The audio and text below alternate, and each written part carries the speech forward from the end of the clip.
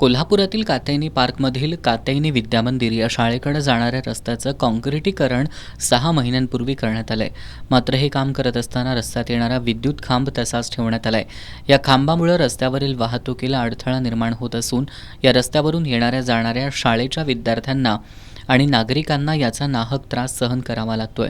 त्यामुळे हा खांब बाजूला हलवण्यात यावा अशी मागणी स्थानिकांनी महावितरण आणि कळंबा ग्रामपंचायतीकडे अनेक वेळा केली आहे. मात्र याची कुणीच दखल घेत नसल्याचा आरोप स्थानिक नागरिकांनी केलाय.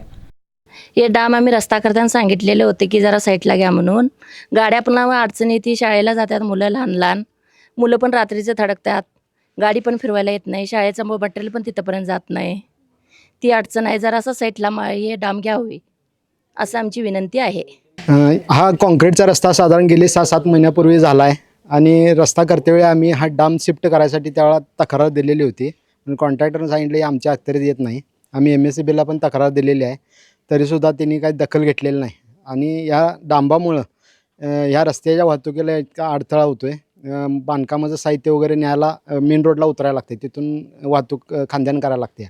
हा डाम शिफ्ट झाला की आपल्याला वाहतूक पण व्यवस्थित सुरळीत होऊन जाईल आणि बाकीच्या अडचणी पण दूर होतील. याशिवाय कात्यायनी विद्यामंदिराच्या पाठीमागील बाजूला भटक्या कुत्र्यांचा मोठ्या प्रमाणात वावर असल्यानं या ठिकाणी स्ट्रीट लाईट बसवण्यात यावी अशी मागणीसुद्धा करण्यात आली आहे. यावेळी शिवाजी राठोड, विशाल अवघडे, विकास चांदणे, सुरेश सासणे, अक्षय मेढे, कविता राठोड, सखुबाई मेढे आदी उपस्थित होते.